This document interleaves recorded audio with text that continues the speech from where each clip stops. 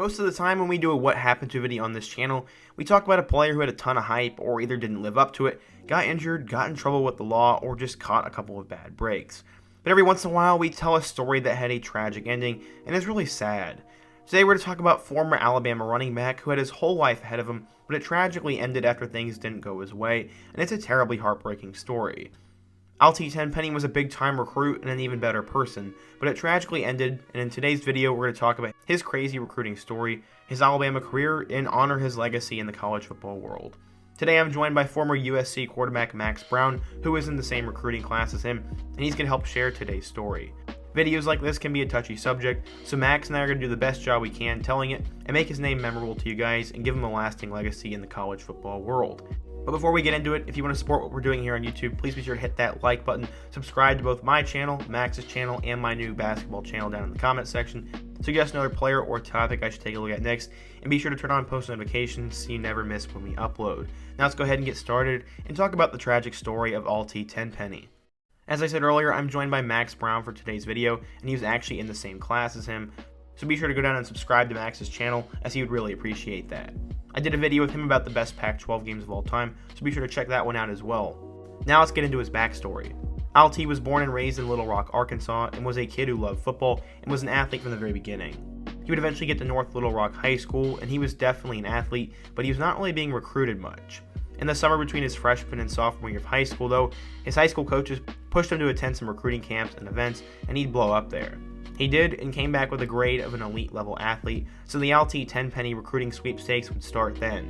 His performance his sophomore year underscored those numbers, as he'd rushed for 1,232 yards and 15 touchdowns, but his physical stats the following season would really send his stock soaring. In July of 2011, he competed at the Spark Ratings National Championship, and out of a field of 150 players and contestants, Tenpenny finished second. National prep sites soon began to rank him near the top of his class, and all the schools in the world wanted him. Ole Miss had already offered him a scholarship, and now so did Arkansas, Alabama, Auburn, and other SEC and big-time schools. He became a high school football star, and with all those schools wanting him, he was going to choose a school where he could become the best player and could have a chance to make it to the NFL. In 2012, he decided to commit to Nick Saban and the Alabama Crimson Tide, and in terms of running back production, Bama was pretty much as good as it got. LSU was another school who put a lot of running backs into the NFL, but Bama was just at a different level. Things aren't locked up until a player signs his national letter of intent, though. At least that's how it was back in the day. Now there's an early signing period, but back at the turn of the century, that's not really how it worked, and other schools could recruit players, and guys could take visits whenever they wanted to.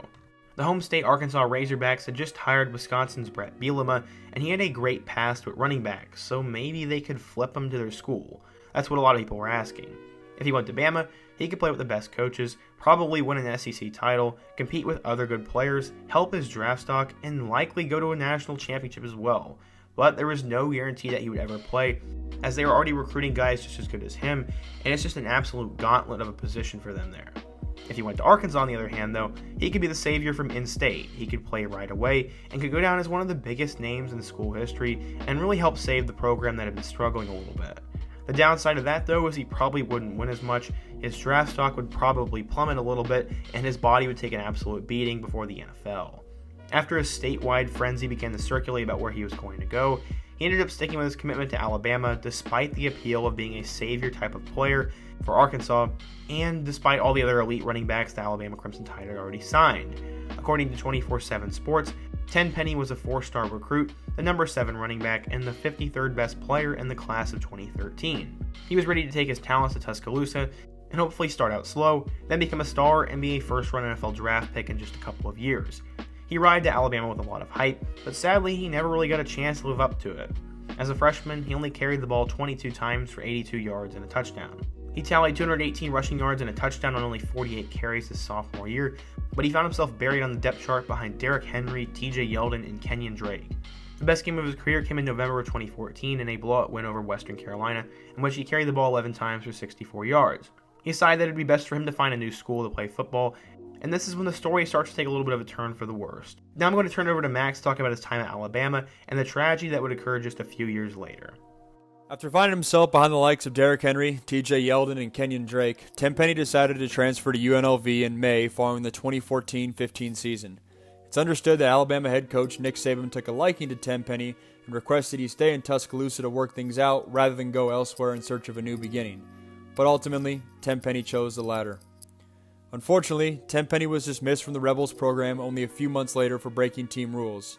He missed a team meeting, plus the team photo, and with the first-year head coach in the program, likely looking to set an example, Tenpenny was told to pack his bags. But Tenpenny's charm and athleticism landed him an opportunity at FCS Nicholls State. He was awaiting an eligibility confirmation from the NCAA to play there when he was arrested on October 18th for allegedly firing a gun into the air at a police station and walking into traffic in a nearby street. To many that knew him, the incident didn't seem to make any sense, and unfortunately, he got suspended from the football team at Nicholls State and never appeared in a game. 2 days later, after leaving Nicholls State on his own accord, Tenpenny drove through the windy roads from Louisiana to rural Arkansas to return to his family, where, according to reports, an unexpected intervention was planned at his hometown church. Along the way, Tenpenny's car went airborne, flipping several times, ejecting the star running back from his vehicle. Police suspect he fell asleep at the wheel.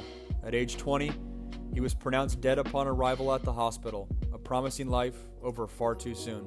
After his passing, countless messages from Tenpenny's former teammates flooded social media expressing their grief. His former head coach, Nick Saban, stated, "This is obviously a tragedy. This is a guy who was in our program and was a good friend to many of our players." Amari Cooper tweeted, "Altee had the biggest smile. You couldn't miss it. I'll never forget the talks we had. Bro came to my room almost every day. Shake my head. Life's crazy." Landon Collins, "R.I.P. Altee. Man, gone too soon. I'll always remember you calling me big bro. I can't wait to be on your level. I love you, man. God bless." Derrick Henry, "I love you, bruh. From the bottom of my heart, your name will always live through me. Alvin Kamara, Altee, I love you with everything in me. Rest up."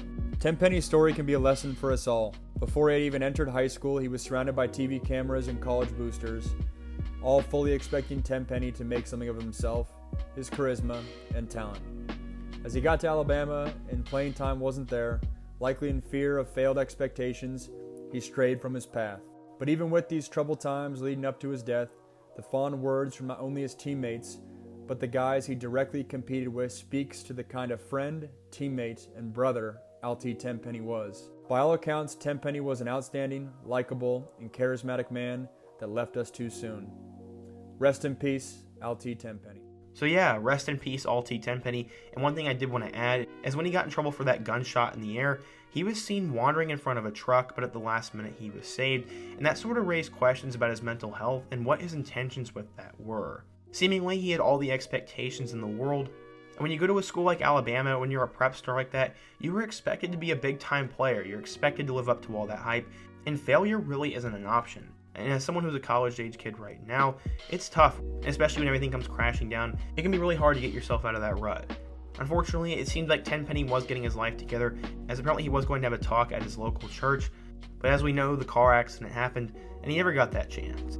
Stories like this are tough to tell on this channel because you never want to see something like this happen, but he was beloved by the Alabama fan base, and has a very great story, and I'm glad I could share it on today's channel.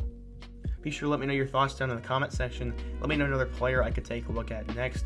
Subscribe if you have not already to my channel, Max's channel, and my basketball channel.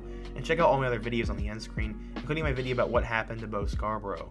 I hope to see you guys again soon, but until next time, peace.